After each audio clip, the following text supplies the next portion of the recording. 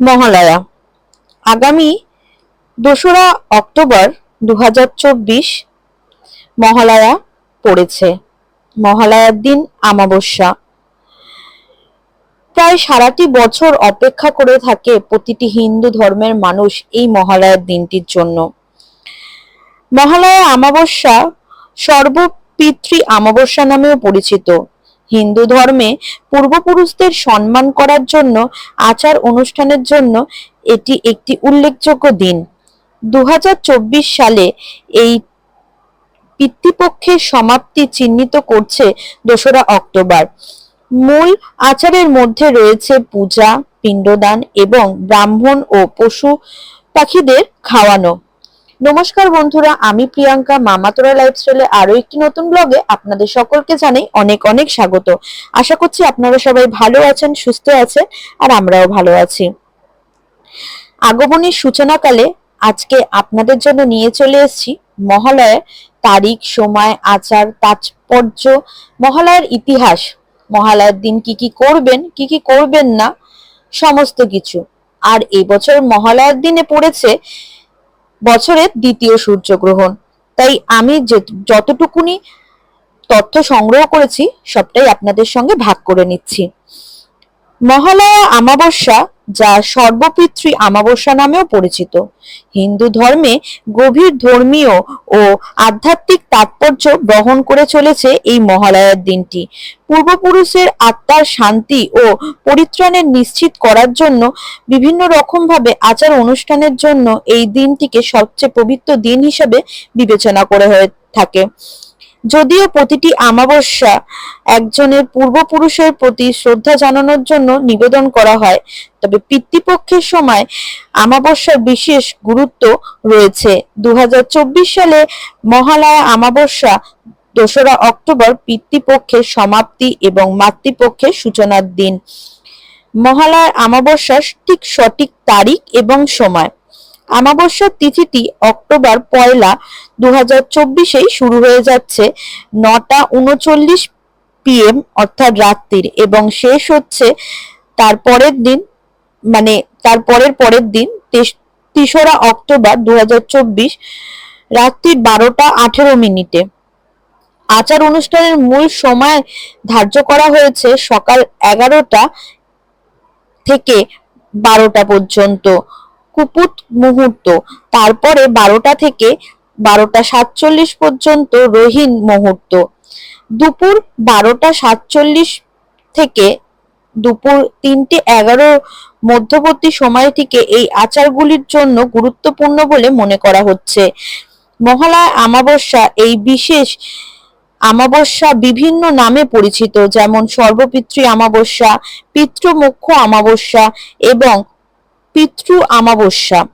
দিনটি নবরাত্রির সূচনাকে চিহ্নিত করছে। দেবী দুর্গা উৎসর্গ করার ৯ দিনের উৎসব।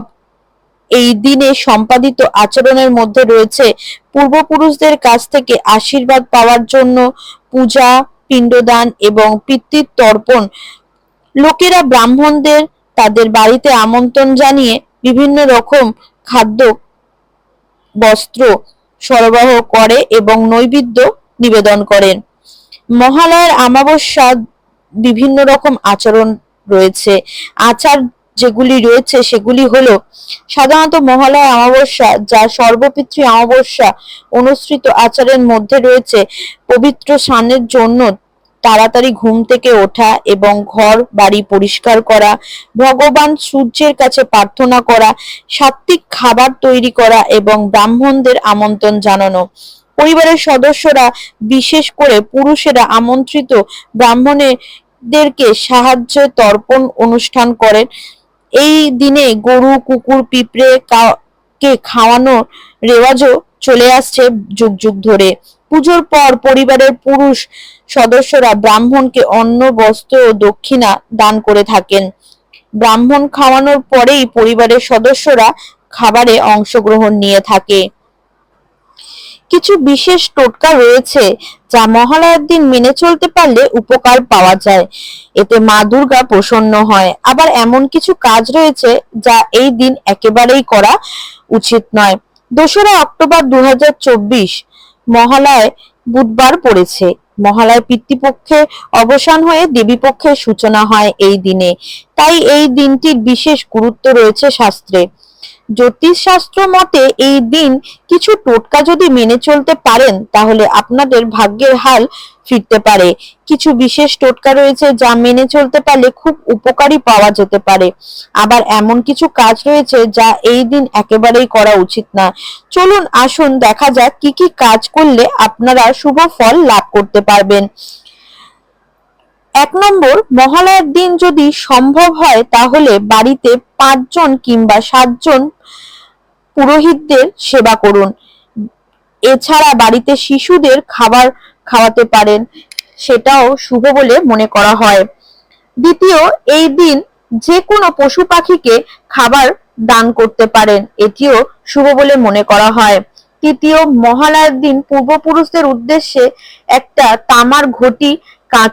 তামার ঘটিতে কাঁচা দুধ, কালো তিল, আপনারা আতপ চাল এবং সাদা ফুল, তার সঙ্গে গঙ্গার জল মিশিয়ে বাড়ির কোনো ফাঁকা জায়গায় ঢেলে দিন। এই কাজটা কোনো জলাশয়েও করতে পারেন। চতুর্থ, মহালয়ার দিন কোনো অসহায় মানুষকে তার উপকারে লাগে এমন কিছু জিনিস দান করুন। মহালয়ার দিন বাড়িতে নিরামিষ রান্না করুন এবং আহার করুন। মহালয়ার দিন যে কাজগুলি ভুলেও করবেন না সেগুলি হলো: প্রথম, এই দিন ভুলেও চুল, দাড়ি এবং নখ কাটবেন না। দ্বিতীয়, এই দিন কাউকে ভুল করেও কিছু ধার দেবেন না। তৃতীয়, এই দিন বাড়িতে কোনো মাঙ্গলিক কাজ করবেন না, অর্থাৎ কোনো শুভ কাজ মহালয়ার দিন করবেন না। চতুর্থ, যদি কোনো কিছু কেনাকাটা করার প্রয়োজন থাকে, যেমন বাড়ি, গাড়ি বা ইত্যাদি, তাহলে ওই দিন আর সেইগুলি করবেন না। পঞ্চম এবং শেষ যেটি করবেন না সেটি হলো, বাড়িতে কোনো ভিখারি যদি এই দিন আসে তাহলে কোনো মতেই তাকে খালি হাতে ফিরতে দেবেন না, অন্তত আপনার সাধ্য মতন কিছু তাকে দেবেন। মহালয়া হলো পিতৃপক্ষ এবং দেবী পক্ষের সন্ধিক্ষণ। পিতৃপক্ষের অবসানের পর দেবী পক্ষের সূচনা হয় এই মহালয়ার দিন থেকে। এর মাধ্যমে দুর্গাপুজোর উৎসবের সূচনা হয়। দেবী দুর্গা এই দিন পৃথিবীতে অবতরণ করেছিলেন বলে বিশ্বাস করা হয়।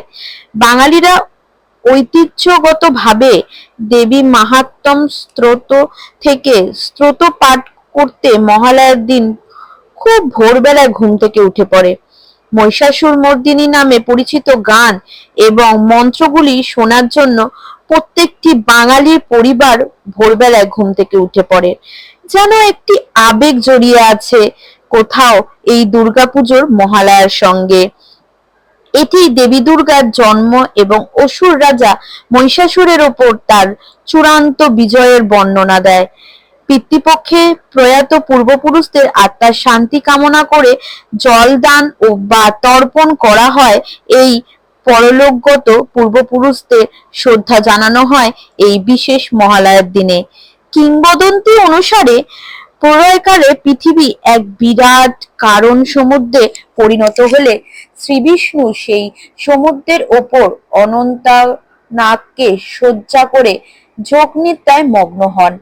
এই সময় বিষ্ণুর কর্ণমূল থেকে মধু ও কৈটব নামে 2 দৈত্য নির্গত হয়ে বিষ্ণুর নাভিপদ্মে স্থিত ব্রহ্মাকে বধ করতে উদ্যত হলো। ভীত হয়ে ব্রহ্মা বিষ্ণুকে জাগরিত করাবার জন্য তার নিদ্রাশ্রিত যোগনিদ্রাকে স্তব্ধ করতে লাগলেন। সৃষ্টি হয়ে দেবী শ্রী বিষ্ণুকে জাগরিত করলে তিনি 5000 বছর ধরে মধু ও কৈটবের সাথে মহাযুদ্ধে রত হলেন। পিতৃপক্ষ আর দেবী পক্ষের সন্ধিক্ষণে হচ্ছে এই মহালয়। ভাদ্র মাসের কৃষ্ণ প্রতিপদ শুরু হয় পরবর্তী অমাবস্যা পর্যন্ত সময়কে পিতৃপক্ষ বলা হয়। পুরাণ মতে ব্রহ্মার নির্দেশে পিতৃপুরুষরা এই 15 দিন মনুষ্য লোকের কাছাকাছি চলে আসেন। তাই এই সময়ে তাদের উদ্দেশ্যে কিছু অর্পণ করা হলে তা সহজেই তাদের কাছে পৌঁছে যায়। এই গোটা পক্ষ কাল ধরে পিতৃপুরুষদের স্মরণ ও মননের মাধ্যমে তর্পণ করা হয়। যার চূড়ান্ত প্রকাশ বা মহালগ্ন হলো মহালয়। পিতৃপক্ষের শেষ দিন, পরের দিন শুক্ল প্রতিপদে দেবীপক্ষের সূচনা হয়। সেই দিন থেকেই কোজাগরী পূর্ণিমা পর্যন্ত 15 দিনই হলো দেবীপক্ষ। শাস্ত্র মতে মহালয়া হচ্ছে একটি অমাবস্যা তিথি। এই তিথিতে সাধারণত পিতৃপুরুষদের শ্রাদ্ধ তর্পণ করা হয়। এই দিন তর্পণ করলে পিতৃপুরুষরা নরক যন্ত্রণা থেকে মুক্তি পেয়ে থাকে, আমাদের আশীর্বাদ প্রদান করে। এছাড়া মহালয়ার দিনে দেবী দুর্গার বোধন করা হয়। বোধন অর্থ জাগরণ। তাই মহালয়ার পরদিন দেবীপক্ষ বা শুক্লপক্ষের প্রতিপদে ঘটে বসিয়ে শারদীয়া পুজোর সূচনা করা হয়। শ্রাবণ মাস থেকে পৌষ মাস এই 6 মাস দক্ষিণায়ন দেবতাদের ঘুমের কাল। তাই বোধন করে দেবতাদের জাগ্রত করা হয়। মহালয়ার পর প্রতিপদে যে বোধন হয় সে সময় সংকল্প করে দুর্গাপুজোর আয়োজন চলে। একে বলা হয় কল্পরম্ভা। যদিও ষষ্ঠী থেকে পুজোর প্রধান কাজকর্ম শুরু হয়, তাই বলা হয় ষষ্ঠাধি কল্পরম্ভা। এবং সপ্তমী থেকে বিগ্রহতে প্রতিপদ থেকে শুধু ঘটে পুজো ও চণ্ডীপাঠ চলে। নমস্কার বন্ধুরা, আজকের মতন মহালয়া উপলক্ষে যতটুকুনি তথ্য আমি সংগৃহীত করতে পেরেছি আপনাদের সঙ্গে ভাগ করে নিলাম। আগামী ভিডিওর মাধ্যমে আমি চেষ্টা করব দুর্গাপুজো সম্পর্কে আরো কিছু তথ্য আপনাদের সঙ্গে প্রদান করার। আশা করব আপনারা সবাই ভালো থাকবেন, সুস্থ থাকবেন। মায়ের আগমনকালে সবার শুভ হোক, সবাই সুস্থ থাকুক, সমস্ত বিপদের নাশ হোক, এই বলে আজকের মতন ভিডিওটি এখানেই সমাপ্ত করলাম। সবাই ভালো থাকবেন, সুস্থ থাকবেন। দেখা হবে খুব শিগগিরই নতুন একটি ভিডিওর মাধ্যমে। আর এই ভিডিওটি ভালো লেগে থাকলে অবশ্যই লাইক কমেন্টস করবেন এবং আপনজনের মধ্যে ভাগ করে নেবেন। পাশে থাকার অনুরোধ রাখলাম। ধন্যবাদ ভিডিওটি দেখার জন্য।